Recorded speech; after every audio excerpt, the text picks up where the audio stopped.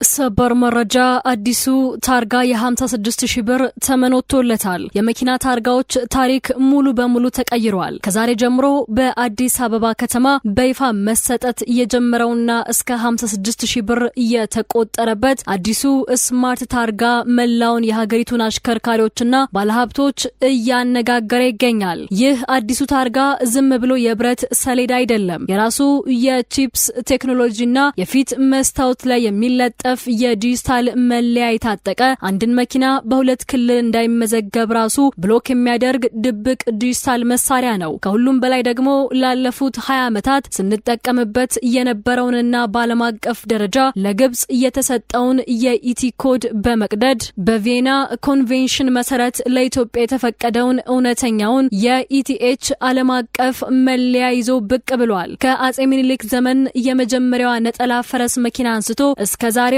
የዲጂታል ቺፕስ ዘመን ድረስ ያለውን የኢትዮጵያን የታርጋ አመጣጥ ታሪክ፣ ቀለማቱንና የኮዶቹን ሚስጥር በጓሮ በር በደላሎች የሚነገደውን ጥቁር ገበያና አዲሱን አስደንጋጭ የዋጋ ተመን በጥልቀት እንተነትናለን። ቻናሉን ሰብስክራይብ በማድረግ አብራችሁን ቆዩ።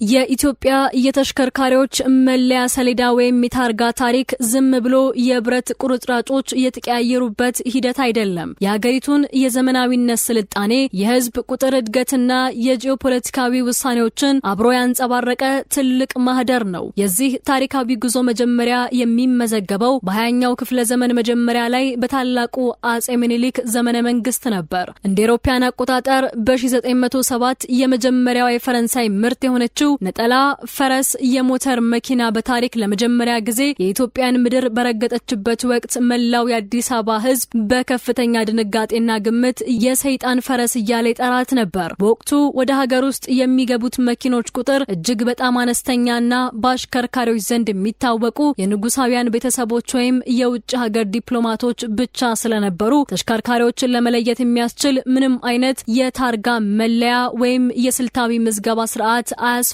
ነበር። መኪናዋንና ባለቤቷን መላው የአዲስ አበባ ህዝብ በርቀት ሲያይ በቀላሉ ይለያቸው ነበር። ነገር ግን ጊዜያት እየተቀያየሩ ሲሄዱ በተለይም በ1920ዎቹ ማብቂያና በ1930ዎቹ መጀመሪያ ላይ የሀገሪቱ የንግድና የኢኮኖሚ እንቅስቃሴ እያደገ ይመጣል። ከፋሺስት ኢጣሊያን ጊዜያዊ ወረራ ማግስትና የሀገሪቱ ነጻነት በ1933 ዓ.ም ከተመለሰ በኋላ ግን ወደ ዋና ከተማዋ አዲስ አበባ የሚገቡት የጭነት የህዝብ ማመላለሻና የግል ተሽከርካሪዎች ቁጥር በከፍተኛ ሁኔታ መጨመር ጀምሯል። ይህ ግስጋሴ የትራፊክ ፍሰቱን ለመቆጣጠር፣ የደህንነት ስርዓቱን ለማስከበርና የግብር አሰባሰቡን ስልታዊ ለማድረግ አዲስ ወጥ የሆነ አሰራርን የግድ የሚል ሆነ። በዚህም ምክንያት በአጼ ኃይለ ሥላሴ ዘመነ መንግስት የመጀመሪያው ህጋዊና መደበኛ የተሽከርካሪ ምዝገባ ተጀመረ።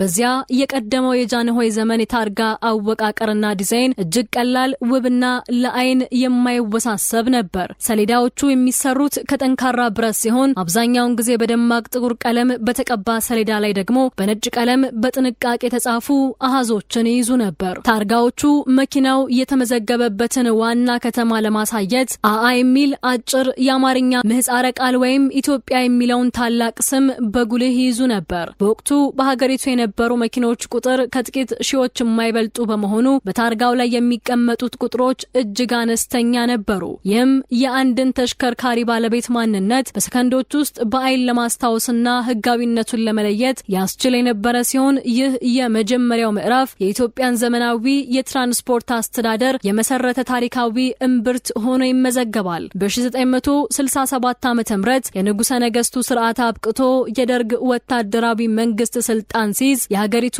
የፖለቲካ ርዕዮተ ዓለም ብቻ ሳይሆን የመኪና ታርጋዎች መልክና ይዘትም አብሮ ተቀየረ። የደርግ መንግስት በሀገሪቱ ላይ የዘረጋውን የሶሻሊስት ስርዓትና ማዕከላዊ ቁጥጥር ለማሳየት ሲል የድሮዎቹን የጃንሆይ ዘመን ታርጋዎች ሙሉ በሙሉ በመለወጥ አዲስ አሰራር አስተዋወቀ። በዚህ አዲስ አወቃቀር መሰረት ቀደም ሲል የነበሩት አነስተኛ አሃዞች ተለውጠው ሰፊ ቁጥሮች መግባት የጀመሩ ሲሆን ኢትዮጵያ የሚለው ጽሑፍ በሰሌዳው አናት ላይ በጉልህና ደመቅ ባለ አማርኛ ፊደል እንዲቀመጥ ተደረገ። በደርግ ዘመን ተሽከርካሪዎች የሚመዘገቡት በማዕከላዊነት በመሆኑ የሆኑ የክልል መለያዎች እምብዛም አልነበሩም። ይልቁንም የመንግስት የንግድና የግል ተሽከርካሪዎችን በጥቅል ቁጥሮችና በጥቁር ሰሌዳ ላይ በሚጻፉ ነጭ አሃዞች የመለየት ስርዓት ቀጠለ። ነገር ግን በኢትዮጵያ የተሽከርካሪዎች ታርጋ ታሪክ ውስጥ እውነተኛው ትልቁና መዋቅራዊው አብዮት የተከሰተው በ1990ዎቹ አጋማሽ በተለይም በ1994 ዓ.ም አካባቢ ነው። የኢፌድሪ መንግስት የፌዴራሊዝም ስርዓትን በይፋ መዘርጋቱን ተከትሎ እያንዳንዱ የሀገሪቱ ክልል የራሱን የውስጥ አስተዳደራዊና የትራንስፖርት ዘርፍ በራሱ እንዲመራ ስልጣን ተሰጠው። ይህ የፖለቲካ ሪፎርም በቀጥታ ወደ ታርጋው ዓለም በመሻገር ላለፉት 2 አስርት ዓመታት መንገድ ላይ በብዛት ስንጠቀምበት የቆየውን የክልል ስም፣ የኮድ ቁጥርና የ5 አሃዝ ቁጥሮች ዘመንን በይፋ ፈጠረ። በዚህ በ1994 ዓ.ም በተዋቀረው ስርዓት መሰረት አንድ ታርጋ መኪናው የተመዘገበበትን ክልል በግልጽ የሚያሳይ መለያ ይዞ መጣ። በዚህም አአ ለአዲስ አበባ ከተማ አስተዳደር፣ ኦሮ ለኦሮሚያ ክልል፣ አማ ለአማራ ክልል፣ ደህ ለደቡብ ብሔር ብሔረሰቦች ህዝቦች ክልል፣ ትግ ለትግራይ ክልል፣ ከክልል ስም ቀጥሎ ደግሞ ተሽከርካሪዎች ለምን አገልግሎት እንደሚውል የሚለይበት ኮድና የባለቤቱን መለያ ያዘ ባለ 5 አሃዝ ቁጥር ተቀመጠ። ይህ የፌዴራሊዝም የታርጋ አወቃቀር የሀገሪቱ የትራፊክ ቁጥጥር ስርዓት ከማዕከል ወጥቶ ወደ ክልሎች እንዲማከል ያደረገ፣ ተሽከርካሪዎችን ቁጥር በየደረጃው ለመመዝገብ ትልቅ ምቾትን የፈጠረና በኢትዮጵያ ትራንስፖርት ታሪክ ውስጥ ትልቁ የስብስብ ለውጥ ሆኖ ይመዘገባል።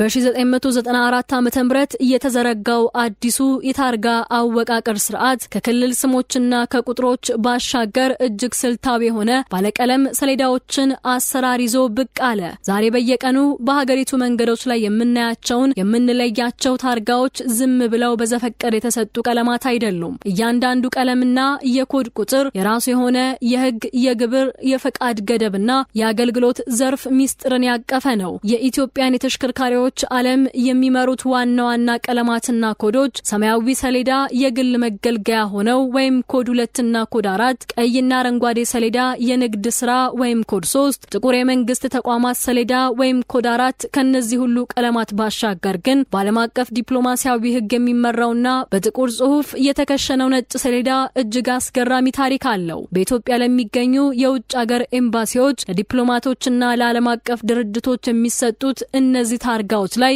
ሲዲ፣ ዩኤን ወይም ኤዩ የሚሉ መለያዎች ይጻፉባቸዋል። እዚህ ጋር ነው ትልቁ የታሪክ ሚስጥር የሚገለጠው። በዲፕሎማቲክ ታርጋዎች ሲዲ ላይ ከፊት ለፊቱ ቀጥሎ የሚጻፉት የመጀመሪያዎቹ 2 ቁጥሮች ያ ሀገር በኢትዮጵያ ምድር ውስጥ ኤምባሲውን የከፈተበትን ጥንታዊ ታሪክ ቅደም ተከተል ያሳያሉ። በዚህም መሰረት ሲዲ 01 የሚለው ታሪካዊ መለያ የተሰጠው ለአሜሪካ ኤምባሲ እንደሆነ ይነገራል። ምክንያቱም በኢትዮጵያ ረጅም የዲፕሎማሲ ታሪክ ውስጥ የመጀመሪያውን ቋሚ ኤምባሲ በይፋ ከፍተው የተቀመጡት እነሱ በመሆናቸው ነው። ይህም የኢትዮጵያ ታርጋዎች ዝም ብለው የትራፊክ መቆጣጠሪያ ብቻ ሳይሆኑ የሀገሪቱን የዓለም አቀፍ ዲፕሎማሲ ጉዞ አብረው የሰነዱ የታሪክ መዝገቦች መሆናቸውን ያረጋግጣል። ታርጋ ለማውጣት የሚወጣው የመንግስት መደበኛ ክፍያ ቀደም ባሉት ጊዜያት ዝቅተኛ ቢሆንም በሂደት ግን የታርጋ አቅርቦትና ስርጭት በኢትዮጵያ ተሽከርካሪዎች ዓለም ውስጥ ትልቅ የፖለቲካ ኢኮኖሚ መነጋገሪያ ሆኖ ቆይቷል። ላለፉት በርካታ ዓመታት እነዚህ ተሽከርካሪዎች ላይ የሚታሰሩት የብረት ሰሌዳዎች በሀገር ውስጥ አይመረቱም ነበር። ይልቁንም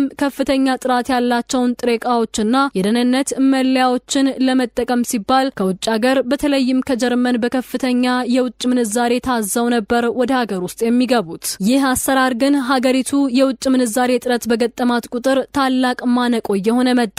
አቅርቦቱ ሲስተጓጎል የታርጋ እጥረት በከፍተኛ ሁኔታ ይፈጠር ነበር።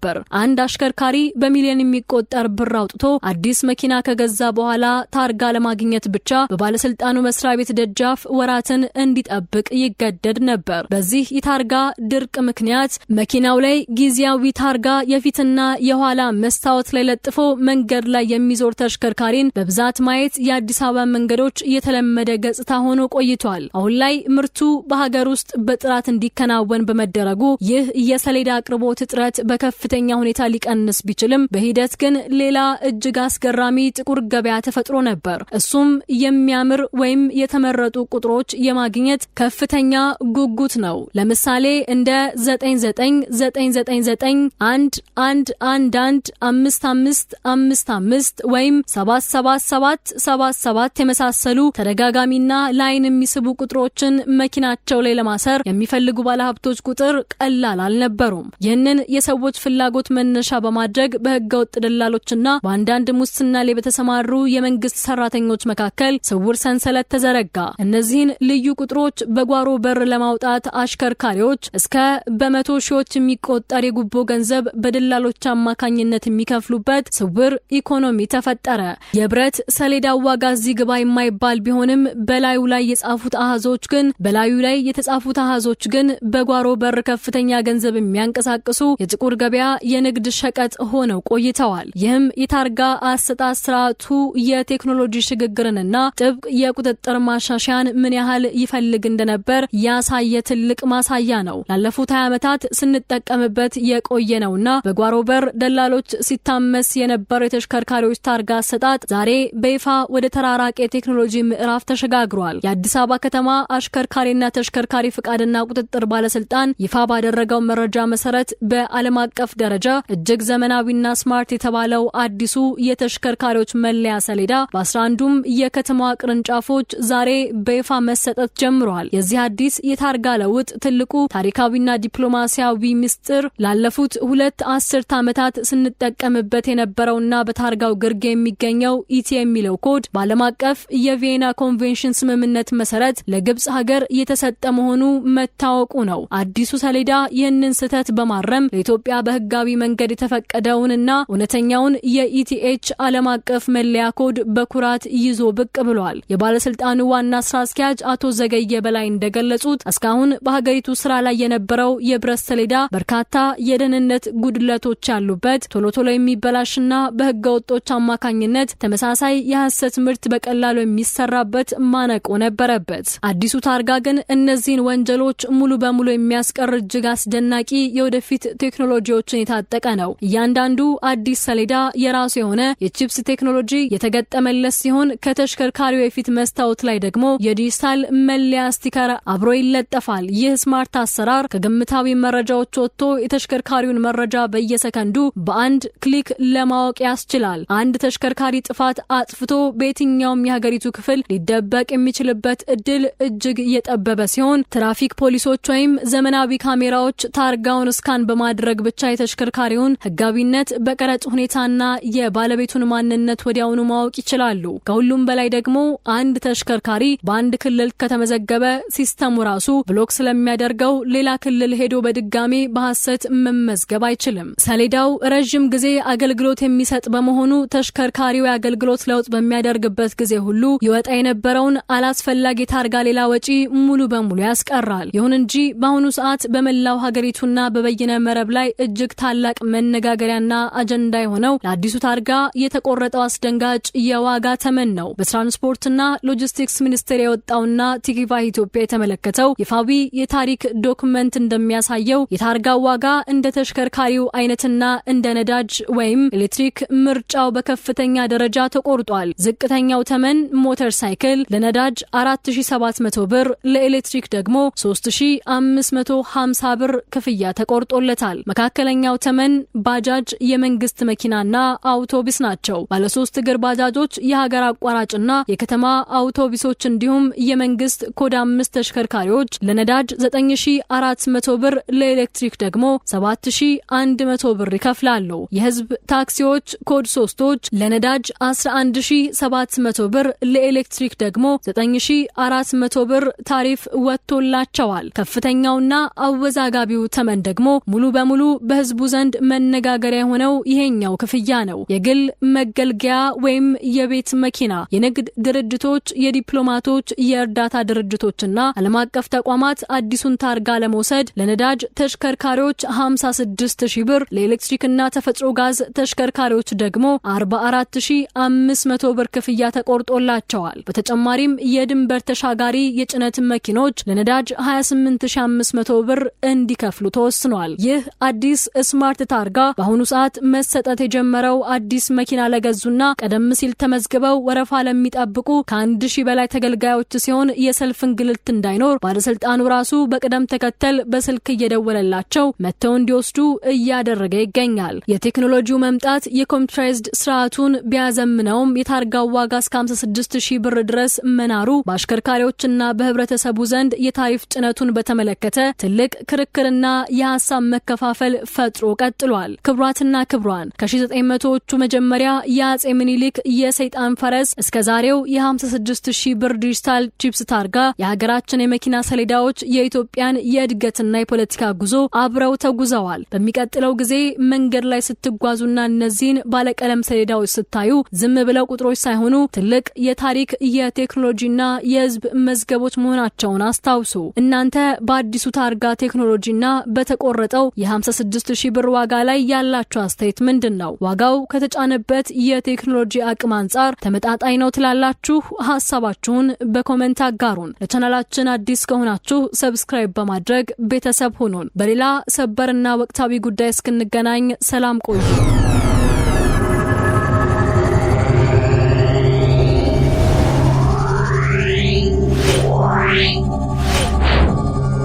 Yeah.